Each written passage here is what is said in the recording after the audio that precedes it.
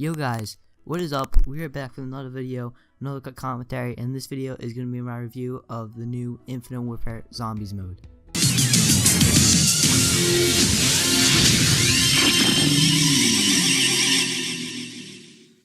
Now this is Infinity Ward's first real attempt at a zombies mode. I believe they had in Ghosts, they had Extinction, which was nothing like zombies. It was kind of like a completely different type of mode. But this is their first attempt at trying to recreate Treyarch's Zombies mode, their original formula. So they tried to recreate Treyarch's Zombies mode and put their own little twist on it. In regards to how it does relating to Treyarch's Zombies mode, I think it does a pretty good job of replicating their style of play, Start off in a main room, turn on power, buy guns, pack a punch, turn on, find things and build pet traps and stuff. It does a pretty good job of recreating Treyarch's Zombies mode. As far as originality goes, I think it definitely stands on its own. Because of the 80s theme, they have a lot of different things that aren't usually in zombies. Like, they have 80s music playing throughout the whole map, which is pretty cool. They have shades, you can get sunglasses and stuff. And the whole kind of look of the map, the whole kind of aura or theme, it's very 80s styled and it makes it stand out. Unlike Treyarch Zombies maps, which are taken a little bit more seriously, Zombies in Spaceland is lighthearted, it's funny, it's entertaining, and all the characters have their own little story that makes them differ from each other.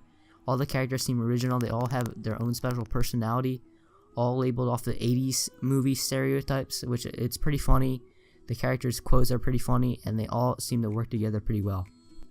Now, relating to characters and 80s themes, the game does have some all-star names on the cast list. For example, David Hasselhoff plays the DJ, and he's also a playable character if you do the Easter egg.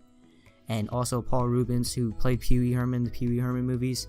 Huge icon of the 80s, he's also present as the announcer for the map when you pick up traps and stuff. So they did a great job of casting people who fit for the 80s theme. Those are some high profile actors that were big back in the 80s, and it really adds to the theme, and the atmosphere of the map really gets you into the 80s theme. As far as is the map fun, the map I think is loads of fun. There are so much different things to do. There is a buyable wonder weapon, there's a pullable axe in the box, there's 4 different buildable guns that you can get that are pretty good. There's Pack-a-Punch, the map is huge, you can play the arcade games. The Afterlife Arcade is something new, where if you die, you can come back to life by playing arcade games like Basketball Shootout, or a water thing, like a water gun thing. So there's tons of different stuff for you to do in the map. It's loads of fun, especially with friends. It's a great map for playing with friends because of all the different things you can do. You guys can be playing together, but all be working on different things. One person can be building the wonder weapons, one person can be getting tickets. You're all working together, but you're kind of working on your own, which I think is a pretty neat concept. The map is pretty challenging, especially compared to Treyarch Zombies. Treyarch Zombies, people are getting around like 70, 80, almost on the daily, super easy. This map, it's pretty hard. I don't know what the world record is right now on Xbox One. I believe it's around 50 or so. So that's definitely a huge difference from Black Ops 3, where Shadows of Evil, somebody hit round 100 in the first 24 hours. Meanwhile, Infinite Warfare has been out for almost a week, and it still is not, it's still, the scores are not that high as compared to the Shadows of Evil's opening day. So it definitely shows a little bit more about difficulty. Of course, unlike Treyarch Zombies, there is no double pack and punch in the map. You can only pack a punch your gun once.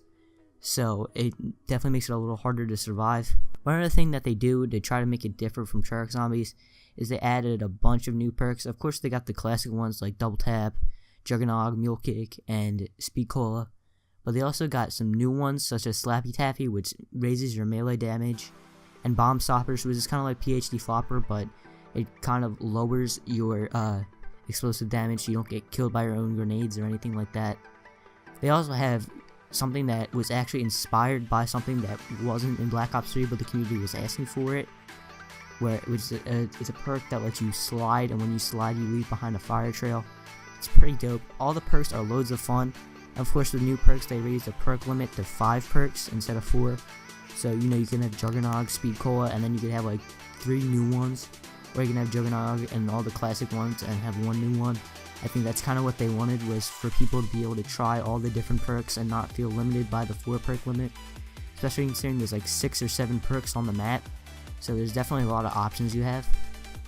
Overall, I think Zombies in Spaceland does a great job providing a fun 80s themed experience that it's entertaining, funny, replayability is high because there's Easter eggs and everything like that.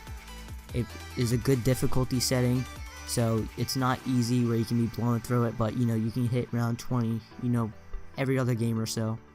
So I think it's a great mode. I think it's a great alternative to Track Zombies, and that it stands out in its own light, but it has similarities. And that's all I got for this video. Be sure to leave a like if you enjoyed and comment your thoughts down below, and I'll see you on the next one.